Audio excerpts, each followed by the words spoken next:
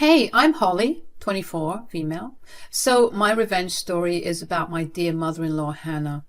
Oh, where do I even begin? From the moment I laid eyes on her, I knew there was something off about her.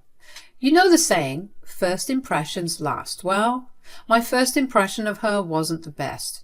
Hannah was one of those people who never seemed to outgrow their childish ways.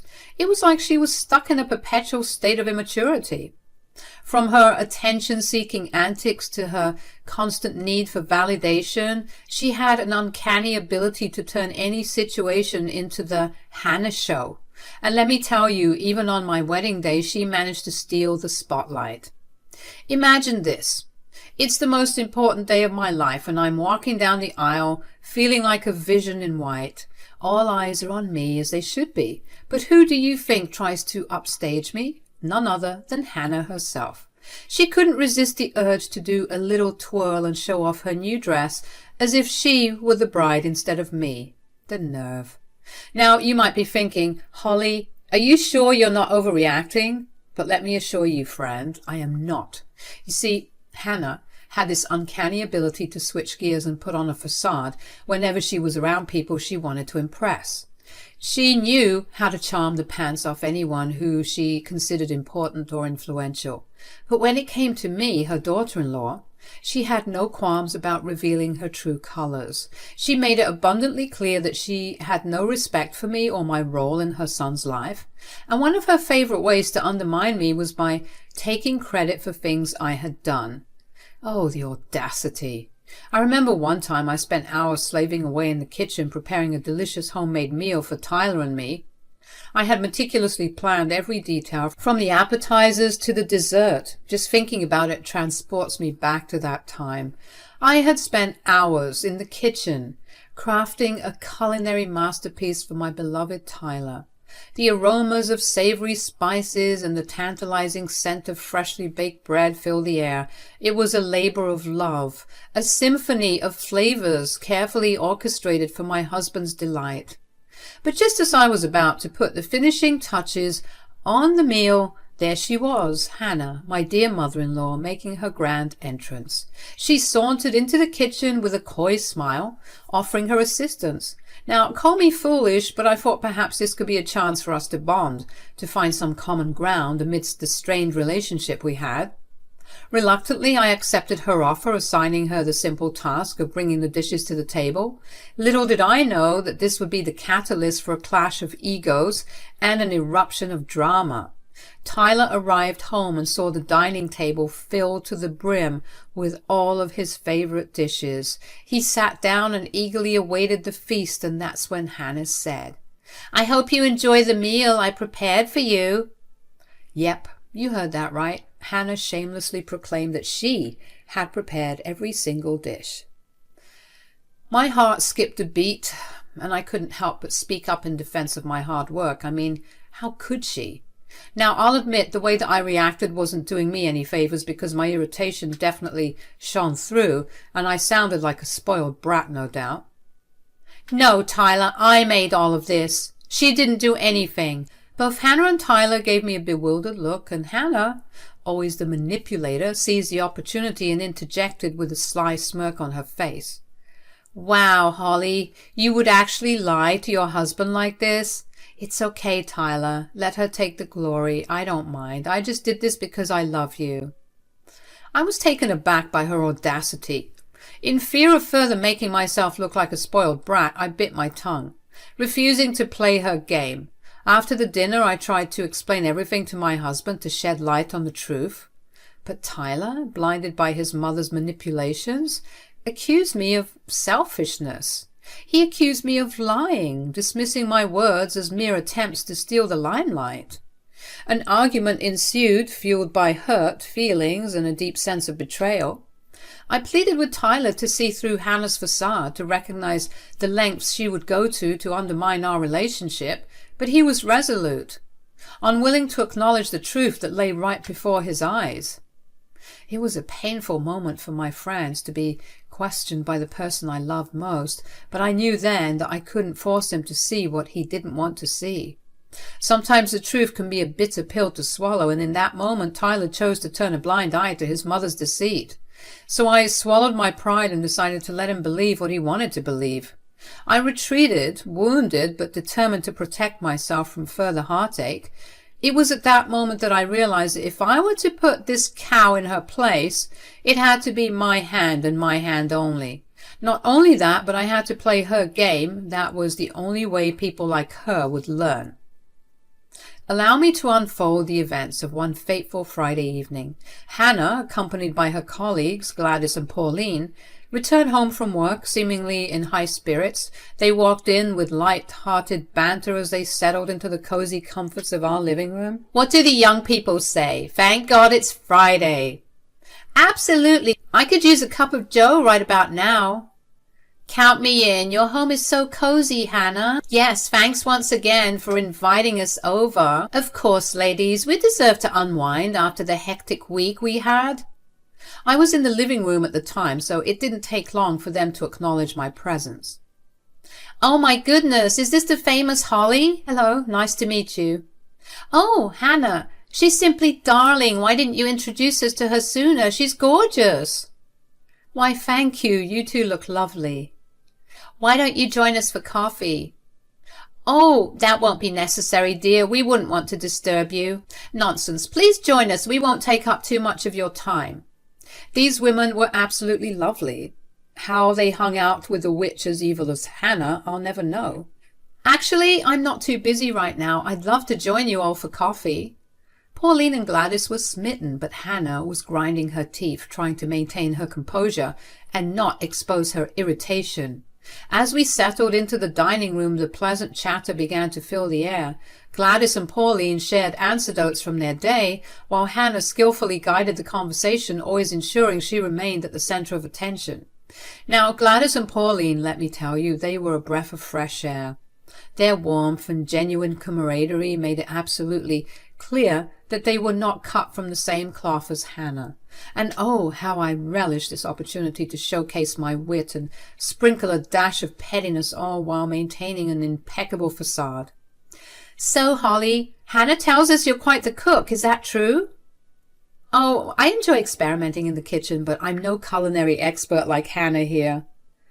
Oh, I'm sure you're being modest. Hannah has mentioned your skills on several occasions.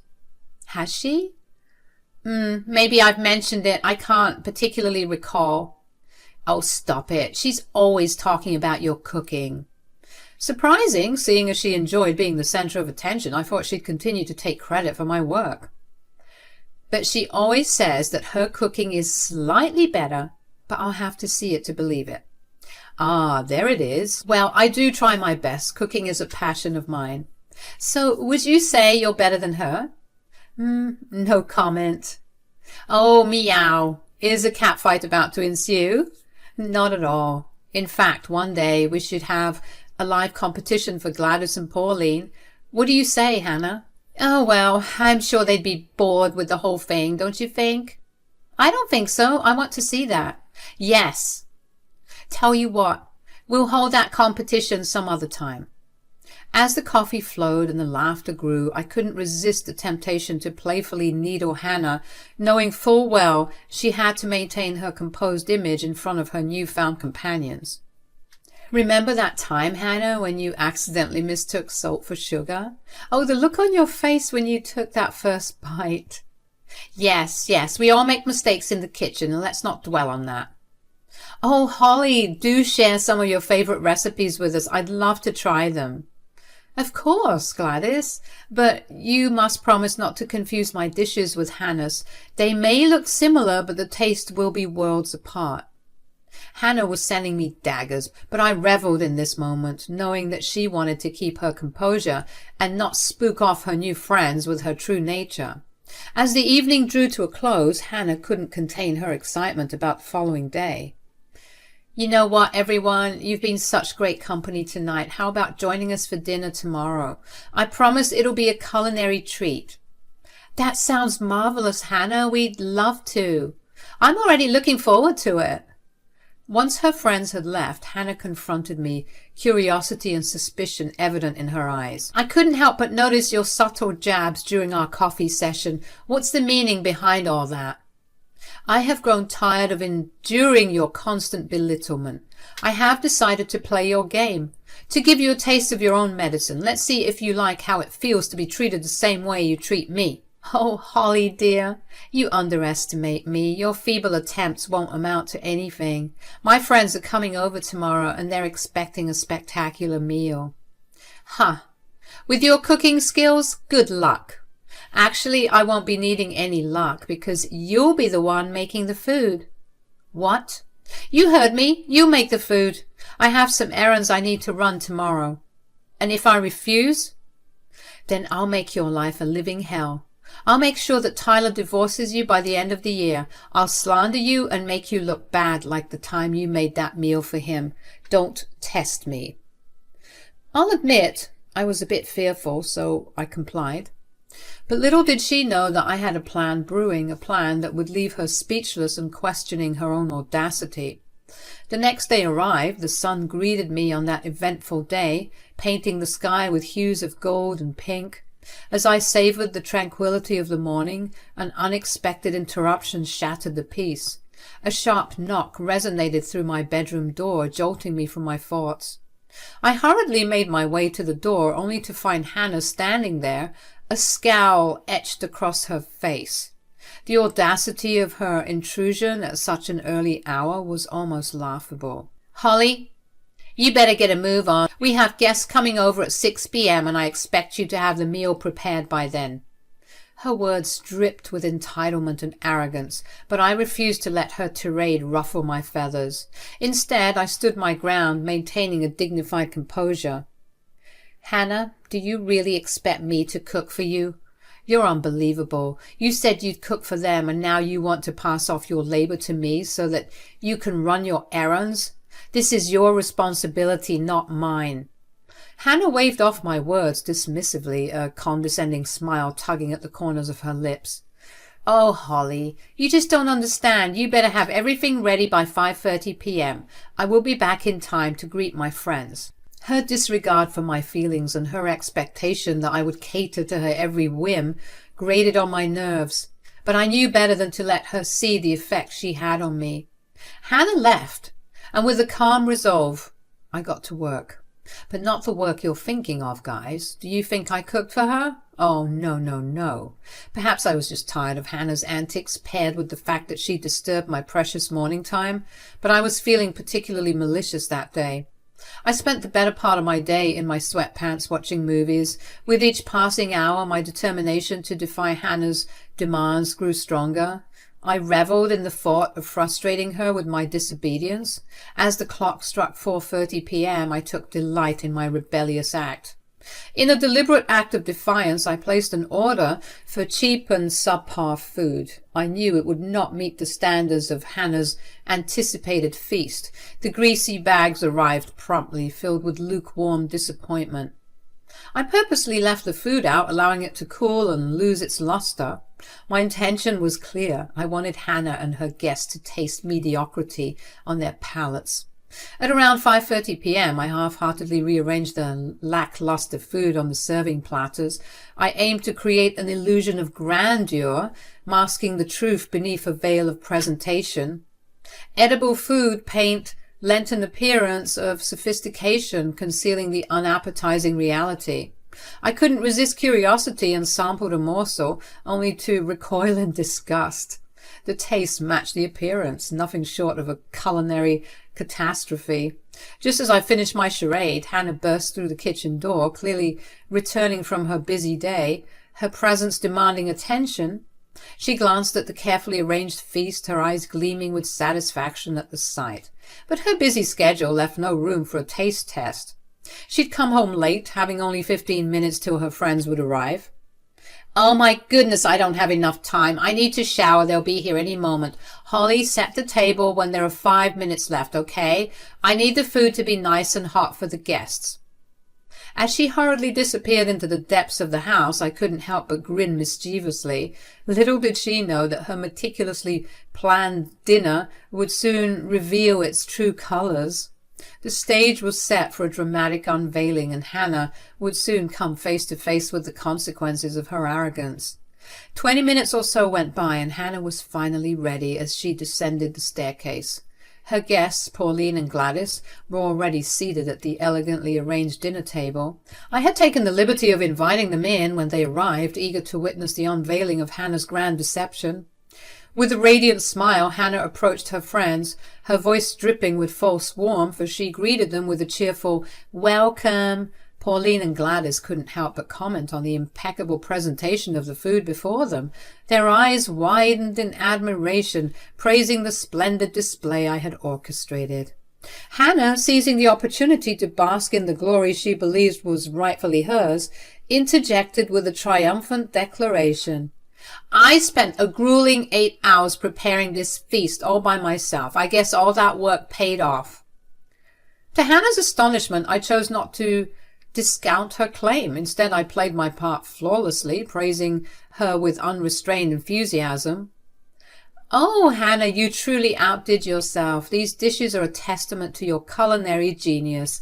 I can hardly believe you managed to create such a magnificent feast single-handedly. You deserve all the credit and praise." As I spoke, my heart danced with glee. Pauline and Gladys were increasingly excited, and Hannah brushed off her confusion when she noticed that her friends were eager to dig in. Hannah didn't know that my words were drenched in sweet irony, a subtle jab aimed at Hannah's inflated ego, and behind my facade of admiration, I revelled in the knowledge that the charade she had created was about to crumble under the weight of its own falsehoods. As Hannah watched in disbelief, her co-workers, Pauline and Gladys, took hesitant bites of the meticulously arranged food. However, their expressions of anticipation quickly turned to disgust as they both spat out the morsels they had sampled. A wave of confusion washed over Hannah as she witnessed their reaction, unable to comprehend the unexpected turn of events. Driven by a mix of curiosity and dread, Hannah reluctantly took a bite herself, only to have her taste buds assaulted by a repulsive combination of flavors. The truth became undeniable. The food, meticulously disguised to look exquisite, was anything but. The bitterness of her own deception lingered on her tongue, mirroring the deceit she had woven throughout this entire charade. She tried to hide her retching, but I caught it. Pauline and Gladys, visibly upset, demanded answers. Their voices quivered with a mix of disappointment and anger. "What on earth is this? It tastes awful. I can't even describe how terrible this is." "What happened?" I don't understand. It tasted fine when I prepared it. Maybe something went wrong." She sent daggers my way, and I tried to contain my laughter. Pauline, her disappointment evident, shook her head in disbelief. "Hannah, this isn't just a simple mistake. This food is stale, old, and absolutely greasy." Gladys, her disappointment turning into anger, joined in. "I thought you invited us for a treat, Hannah. But this is beyond disappointing. It's inedible. It's damn near rancid." Hannah, feeling the weight of her deceit, desperately clung to her defense. "I swear I tried my best. Maybe something went wrong with the ingredients or the recipe." "Hannah, we trusted you when you said you knew how to cook. We believed that you would prepare something delicious for us. But this is something else. I'm so sorry, but I don't think I can continue eating this." As Hannah struggled to find words to salvage her reputation, her excuses faltered in the face of the undeniable truth. The silence that followed spoke volumes, signaling the rapture in their once amicable relationship. Pauline, her disappointment turning into resolve, spoke with a tone of finality. "I think it's best we go, just 'cause I don't see any way that this could be salvaged." "Yes, I think that's best."